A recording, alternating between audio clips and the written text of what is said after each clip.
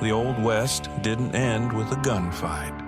It didn't end with a showdown on a dusty street or the echo of a Colt 45 fading into the plains. It ended at a desk in New York City under the glow of an electric lamp, with a pen scratching across paper, and the man holding it was Bat Masterson.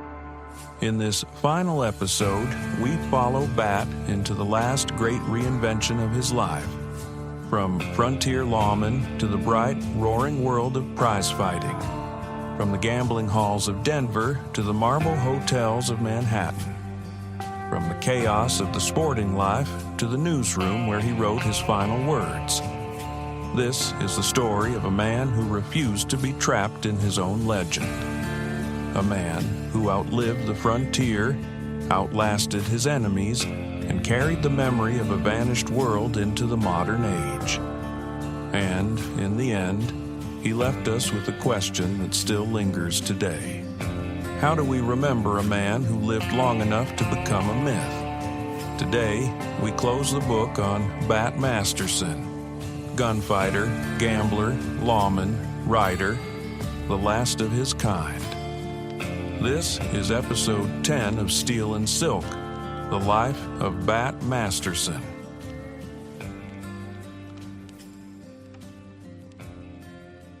The heavyweight championship of the world was the closest thing America had to a national religion in the 1890s. And Bat Masterson, ever drawn to the bright edge of danger and spectacle, found himself right at its altar. The Old West was dying, but the prize ring was alive with the same raw energy he had once known in Dodge City. Men fought with their fists instead of Colts, but the stakes felt just as high. When word spread that John L. Sullivan would defend his title against a young Californian named James J. Corbett, Bat didn't hesitate. He quit his job at the Denver Exchange and headed for New Orleans, chasing the scent of blood and glory. He had been around fighters before, but this was different. This was history in the making. Bat had already served as bodyguard to Jake Kilrain during the brutal 1889 bare-knuckle fight against Sullivan. He had escorted Kilrain through mobs of gamblers and gunmen, stood guard over him day and night, and then, when the fight began, traded his six-shooter for a stopwatch. For 75 rounds under the Mississippi sun, he watched Sullivan batter Kilrain into submission. It was the last bare-knuckle heavyweight championship in history, and Bat had been at the center of it. He lost a fortune on that fight, but he didn't lose his instinct. By 1892, Sullivan was a shadow of his former self, bloated, slow, and worn down by whiskey and fame. Bat saw it clearly. He bet everything he had on Corbett, the dancing, slashing young challenger. And when Sullivan finally fell, a broken monument to a bygone age, Bat felt a pang of sadness. Legends weren't supposed to die like that, but they always did. He just hoped he wouldn't be one of them. Denver in the 1890s was a city caught between refinement and vice, and Bat fit into that contradiction perfectly. He dealt faro in the glittering gambling halls along Curtis and Larimer streets, rubbing shoulders with old frontier acquaintances, Rowdy Joe Lowe, Wyatt Earp, the Blonger brothers, and the infamous Soapy Smith. Soapy was a con man of the highest order, a man who could charm a rattlesnake and pick its pocket at the same time. Bat, by contrast, was known as a square gambler. Honest, or at least honest enough. The two men were friends, though they lived on opposite sides of the moral line. Bat wrote to Soapy often after the con man was run out of Denver, sending him news of the city's sporting world and warning him that his brother Bascom was headed for trouble. Denver suited Bat. It was lively, dangerous, and full of opportunity. But it was also a place where his temper could still get the better of him. In 1897, acting as a special deputy sheriff, he walked into a polling place where ballots were being counted illegally. Bat stepped into that Denver polling place the way he had once stepped into saloons in Dodge City. Calm, watchful, and already measuring the temperature of the room. But this wasn't the 1870s anymore. No trail herds outside. No cowboys drunk on payday. This was a city election in 1897, and the men inside weren't outlaws. They were ward heelers, party loyalists, and political toughs who thought they owned the place. They were wrong. Bat had been tasked with keeping the vote honest in a precinct where honest had never been the preferred method. When he pushed through the door at 18th and Larimer, he found exactly what he'd been warned about. Ballots spread openly across a table, Doyle men counting them without challengers present. The whole thing as brazen as a faro game with the lid off. Bat told them to stop. They didn't. They barely looked up. That was the moment the old instincts, the ones he'd carried from the Buffalo Range to Dodge City, rose up in him. He wasn't a lawman anymore, not really, but the muscle memory was still there. The tone of voice that meant this is your last chance was still there. And when the judges ignored him again, Bat did what Bat had always done when talk failed. He drew. The room exploded into motion. Chairs scraped. Men shouted. Someone reached for a gun, maybe to fight, maybe just out of panic, and Bat fired. A bullet tore through the wrist of C.C. Louderbaugh, a hotel owner who had been standing too close to his own pocket. Another shot cracked past the face of Tim Connors, a city detective with enough grit to stand his ground even with Bat Masterson aiming at him. For a few seconds, it felt like Dodge City again. Chaos, smoke, the sharp smell of gunpowder. But only for a few seconds. Then it was over. No one died. No one drew on Bat again. The counting stopped, and the precinct, for the moment, returned to something resembling order. But the moment stayed with him. It was the last time Bat Masterson ever fired a gun in anger. The last time he let the Old West speak for him. Because as the smoke cleared, he understood something that had been creeping toward him for years. The world had changed.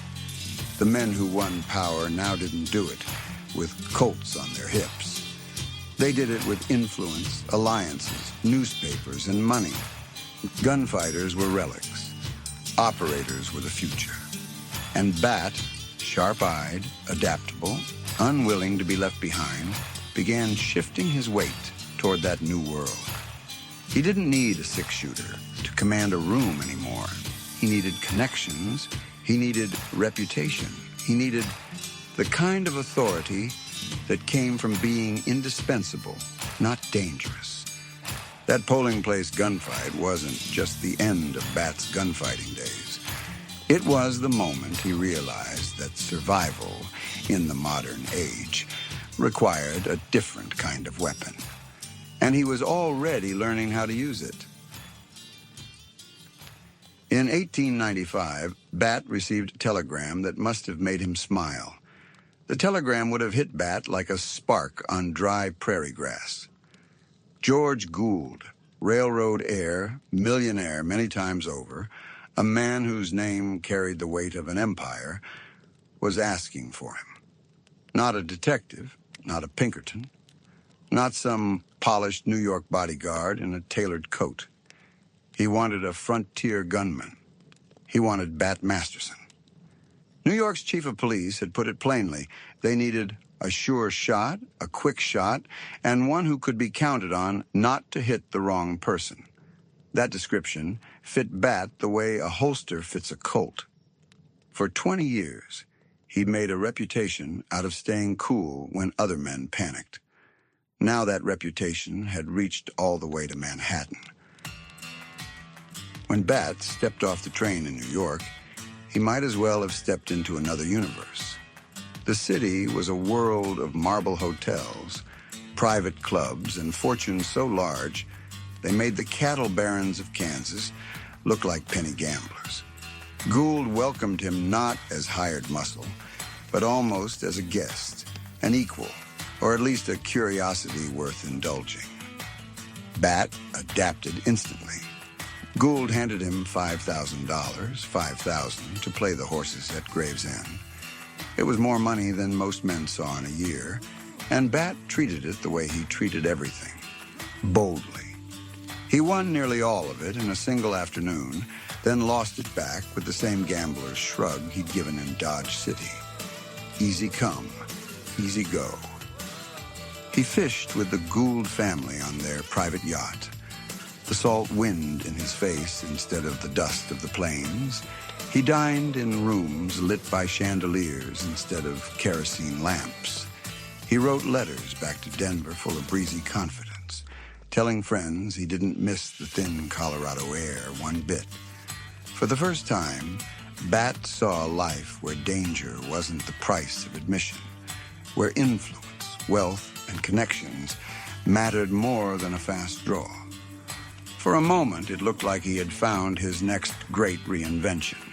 A new world, a new role, a new Bat. But the moment didn't last. The man sending the threatening letters was caught, and with the danger gone, so was Bat's job. The Gould adventure ended as abruptly as it had begun. He packed his bags, tipped his hat to the East Coast elite, and headed back to Denver, back to the faro tables, the smoky saloons, and the familiar rhythm of the sporting life. Yet something in him had shifted. He had tasted the East, its polish, its power, its possibilities. And it had tasted good. The seed was planted. New York wasn't done with Bat Masterson.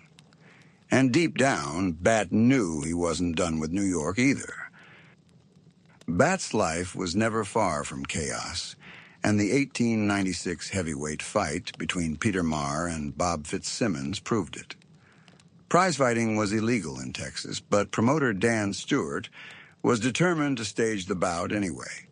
He gathered fighters, gamblers, and sporting men, including Bat, and loaded them onto a special train bound for a secret location. At Sanderson, Bat nearly came to blows with Captain Bill McDonald of the Texas Rangers, a man as tough and unflinching as Bat himself. For a moment, the dining room went silent. Hands drifted toward holsters. A single spark could have ignited a massacre. But Bat smiled, sat down, and let the moment pass. He was older now, wiser, less willing to kill over pride. The fight itself ended in 90 seconds on the Mexican side of the Rio Grande. Fitzsimmons knocked Meyer cold with a single right hand. The crowd barely had time to cheer before the pontoon bridge began to break loose, sending 200 gamblers scrambling back to American soil. It was absurd. It was chaotic. It was perfect. It was the last gasp of the old sporting world Bat had known. In 1897, gentleman Jim Corbett came out of retirement to reclaim his title from Fitzsimmons. Bat planned to join the Denver delegation, heading to Carson City, but politics intervened. A newspaper accused Colorado senators of corruption, and the editor claimed Bat was his source. Subpoenas flew. Bat vanished from Denver overnight. He resurfaced in Utah, claiming he had simply left early for the fight. In Carson City, he was appointed to a squad of officers assigned to maintain order. He watched as Fitzsimmons delivered the most famous punch of his career, a solar plexus blow that folded Corbett like a paper hinge. Bat had seen the last bare-knuckle fight.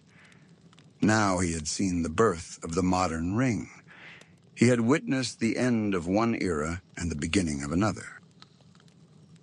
Bat Masterson had always believed a man ought to stand where he'd planted himself.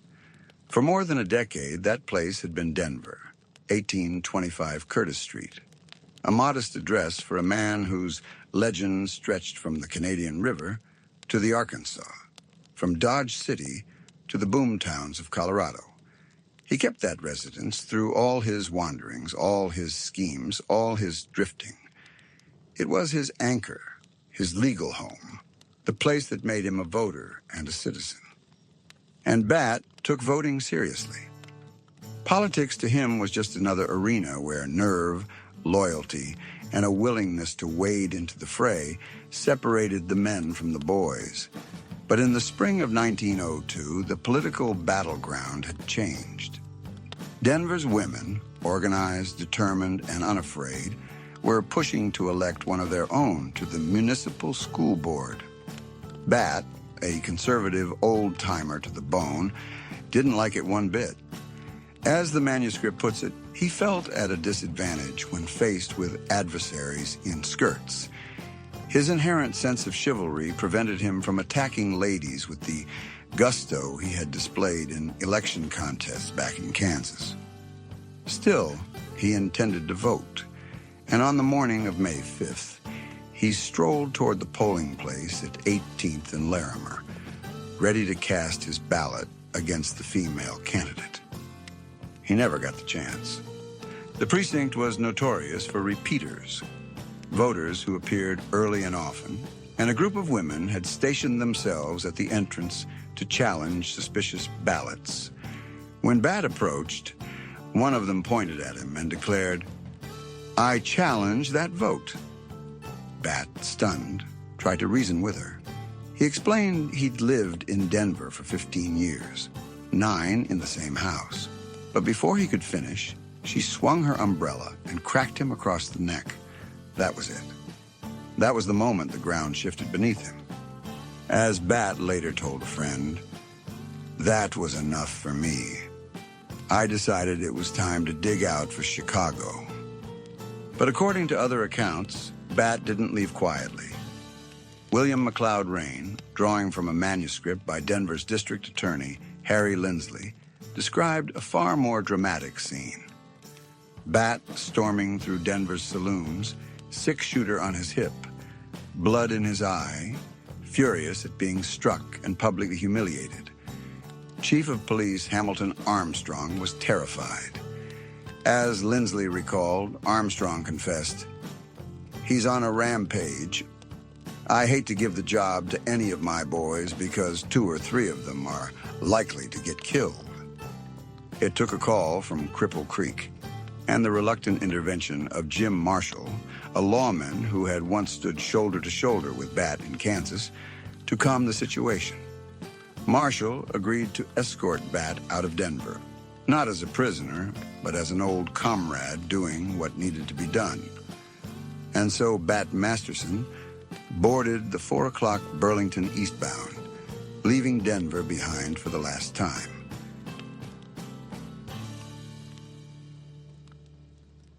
Bat traveled with a loose company of gamblers and sporting men, Sullivan, Sanders, Frank, and Davies, drifting toward New York with vague plans of crossing the Atlantic. But within 2 weeks of arriving, Bat's name was splashed across the front pages of every major paper in the city. On June 6, 1902, detectives arrested Masterson and 3 companions, accusing them of running a crooked faro game that had fleeced victims from Hot Springs to Buffalo. The key accuser was George H. Snow, son of the president of the Mormon Church. Snow claimed he'd been cheated out of $17,000. The New York Times expressed shock that Bat, of all men, would be mixed up with swindlers. As the manuscript notes, he has always been considered square when he sat down to a card table. The New York World echoed the sentiment. Bat's name never has been associated with crookedness. Bat himself was livid. The Denver Times reported he was white with anger, insisting he barely knew the other men and had no part in the alleged game. But the real shock came when police searched him and found a massive revolver in his hip pocket. The gun was confiscated, and Bat was charged with carrying a concealed weapon. That, more than anything, cut him to the bone. He told reporters, "It's like losing all I have. It is like my life, for it has often saved my life, and they took it away from me." The press swarmed him. They wanted to know if this was the gun that had killed 28 men. Bat refused to say, but admitted he'd owned it since 1877. One reporter noted with disappointment that the weapon had no notches. Bat's recounting of the arrest became instant newspaper gold. He described Detective Gargan, the man who'd collared him, as a warm baby in his mind, one of these mush-headed coppers.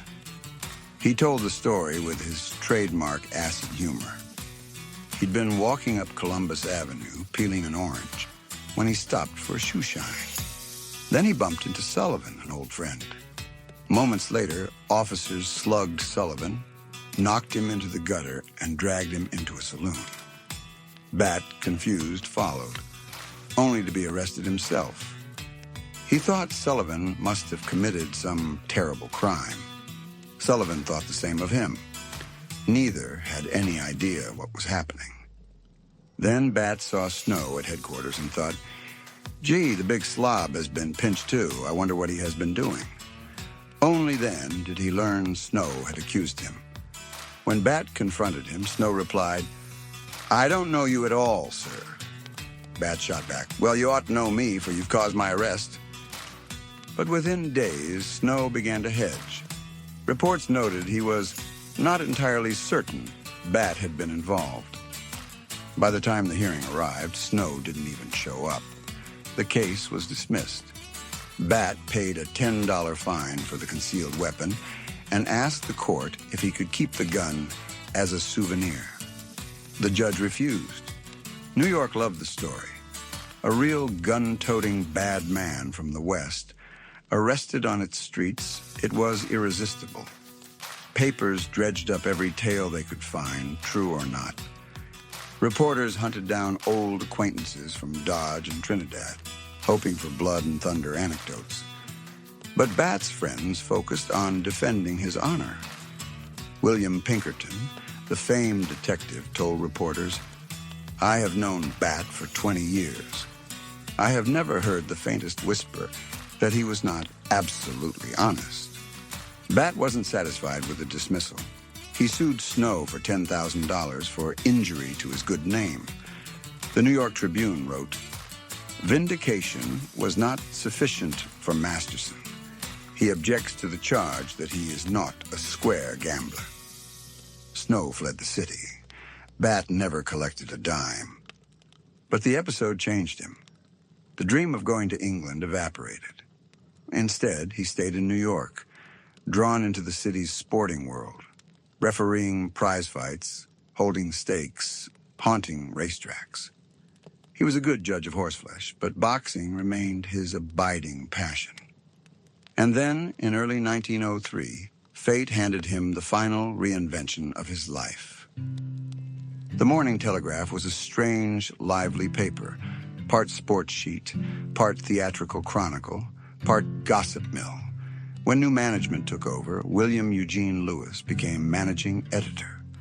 Lewis had known Bat for 20 years, ever since he'd been a cub reporter listening to the old gunfighter spin tales of Dodge City. He knew Bat could write. He knew Bat had worked as a journalist in Denver. And he knew Bat had a voice, sharp, fearless, funny, and utterly his own. So he offered him a job, as the manuscript says. For Bat, this step was the most auspicious of his checkered career. At 50 years of age, he finally had found a job to which he could fit his distinctive personality and peculiar talents. Bat Masterson, the buffalo hunter, the scout, the sheriff of Ford County, the marshal of Dodge City, the gambler, the gunfighter, the sporting man, became a newspaperman. And in that newsroom, pounding out columns on boxing, politics, and the changing world around him, Bat found something he had never quite possessed before. A place where he belonged. A place where his past wasn't a burden, but a credential. A place where his words mattered more than his gun. Bat Masterson spent the last decades of his life far from the Buffalo Plains, far from the saloons of Dodge City, far from the echo of gunfire that had once defined him.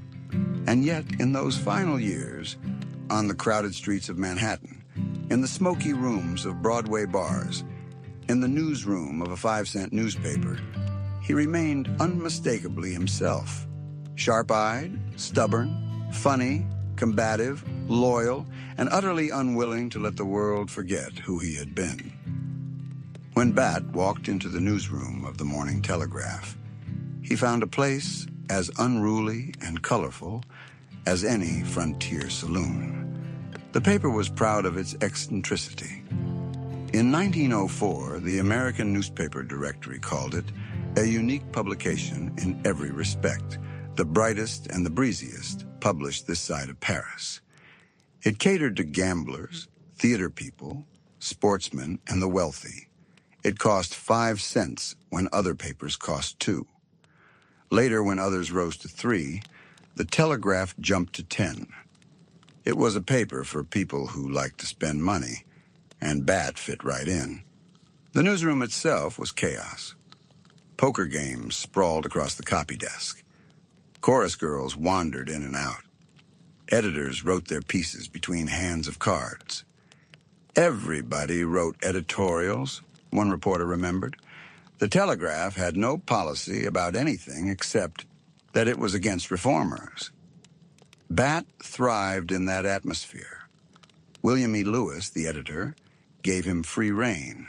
No one edited his copy. No one dared. His voice, acerbic, witty, and unfiltered, became one of the most distinctive in New York journalism. But that freedom came with consequences. In 1906, covering the Chester Gillette murder trial, Bat became convinced the defendant was innocent. When the jury disagreed, Bat unleashed a blistering column accusing the court of lynch law, mob rule, and a verdict rendered by Herkimer County bushmen. 3 days later, Bat and his editors were arrested for contempt of court. He pled guilty and went right back to writing. Bat's reputation still carried weight in Washington. President Theodore Roosevelt admired him, admired his grit, his frontier experience, his refusal to back down. After winning election in 1904, Roosevelt offered Bat the job of U.S. Marshal for Oklahoma Territory. Bat declined.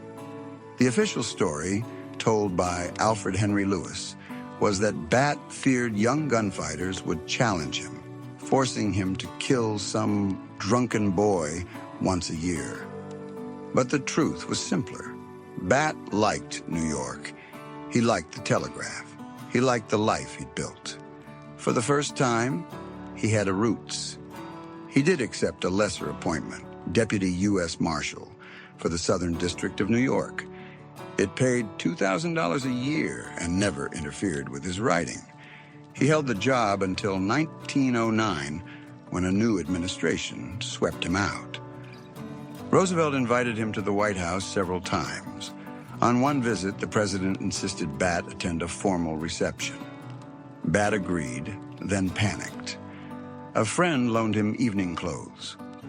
But when the time came, Bat fled the city entirely, sending a telegram from Baltimore. "I ain't going to attend any reception. Am heading east." The man who had faced down armed killers could not face a tuxedo. New York brought old acquaintances to Bat's door. Bill Tillman visited. So did Charlie Meighton.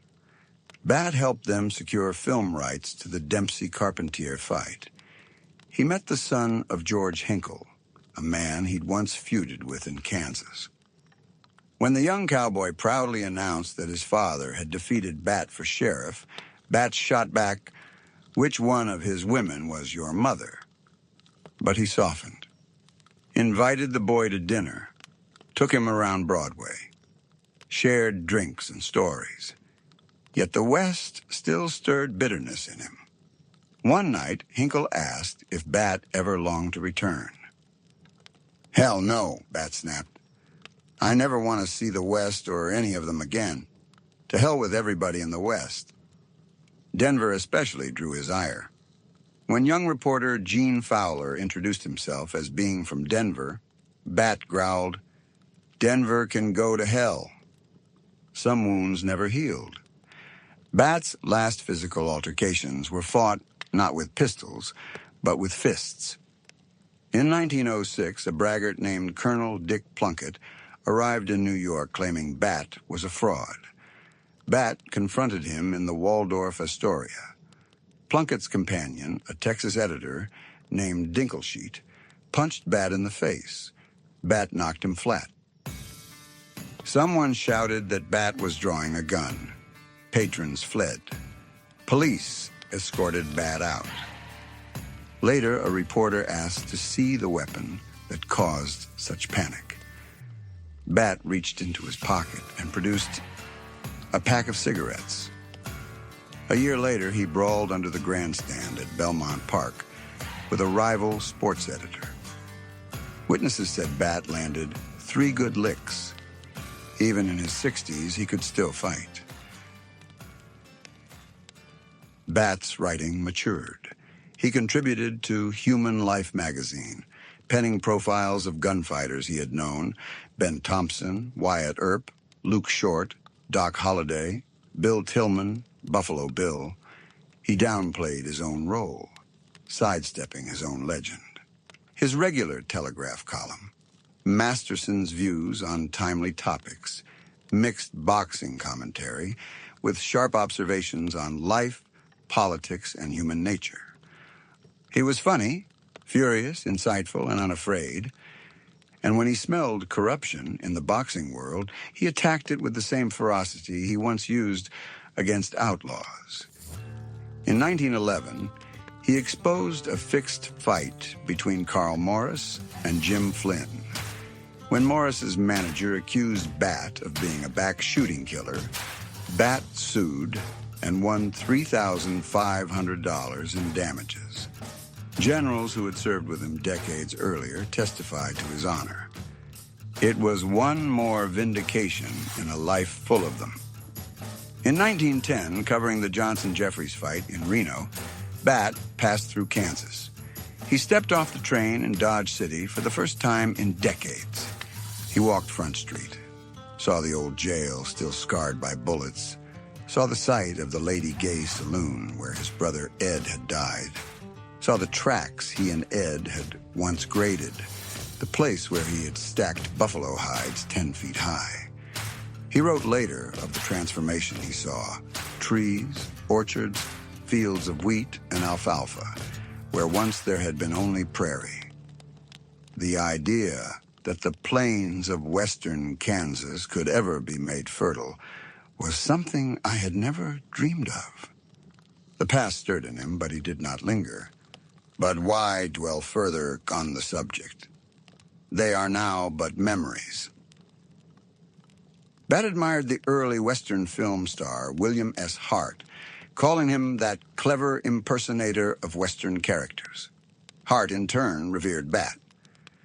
"I play the hero that Bat Masterson inspired," he said. They became close friends. Hart visited Bat in New York in 1921, and the two posed for a photograph on the roof of the Telegraph building. Bat, at 67, still looked vigorous, broad-brimmed hat, unlined face, eyes sharp as ever. Hart wrote a tribute to Bat and Wyatt Earp, calling them the last of the greatest band of gunfighters, upholders of law and order, who molded a new country. 16 days later, Bat was gone. On Tuesday, October 25th, 1921, Bat came into the telegraph office despite a severe cold. He had missed his previous column and was determined to catch up. He sat at his desk, dipped his pen, began writing about boxing purses, about fairness, about the strange way the world rewarded some men and punished others. Just think of an honest, hard-working farmer laboring from daylight to dark for 40 years of his life, he wrote. And lucky if he finishes with as much as one of these birds gets in an hour. A coworker poked his head in and asked how he felt. "All right," Bat said, still writing. Those were the last words he ever spoke. Minutes later, an assistant entered the office and found Bat slumped over his desk, pen still in hand. His heart had stopped. The old fighting man had died the way he had lived. Quickly, without complaint, with his boots on, and with his chosen weapon in his hand. He was 67 years old. Bat Masterson lived long enough to see the West mythologized, romanticized, and reborn on film. He lived long enough to see his friends die, his enemies fade, and the frontier itself vanish into memory. He had been buffalo hunter, scout, sheriff, gambler, gunfighter, marshal, writer, and newspaperman. He had survived gunfights, political wars, personal feuds, and the relentless march of time. And in the end, he died doing what he loved, telling stories, calling out frauds, fighting the good fight with ink instead of lead. He never hoped for anything more. Bat Masterson was one of the last men who remembered the West as it truly was. Not the West of dime novels, not the West of Hollywood, but the raw, dangerous, unvarnished frontier, where a man's nerve mattered more than his name, and where justice was often nothing more than the courage to stand your ground. He carried those memories with him into the modern age like a man carrying embers from an old fire. And when he died, some of that fire went out forever. We remember Bat Masterson in fragments, in the stories he told, in the legends others told about him, in the newspaper columns where his voice still crackles with wit and fury, and in the quiet fact that he lived long enough to see himself become a relic. And perhaps most of all, we remember him as a bridge, a living link between the frontier and the modern world. A generation later, Damon Runyon would immortalize him as Sky Masterson, the high-rolling gambler of Guys and Dolls. Hollywood would turn him into a character, a symbol, a myth. And in doing so, they proved something Bat himself always understood. The West was never a place. It was a story. And stories outlive the men who lived them. Picture him there, the old gunfighter in a New York newsroom. Gray eyes still sharp, hat hung on a hook, umbrella leaning against the wall, pen scratching across paper like a spur on stone. Outside, Broadway roars with the noise of a new century. Inside, Bat Masterson, last of the Buffalo Hunters, last of the Dodge City Marshals, last of the great gunfighters, finishes his final sentence. A moment later, he's gone. But the story remains. And as long as we tell it, as long as we remember the world he came from, the West lives on.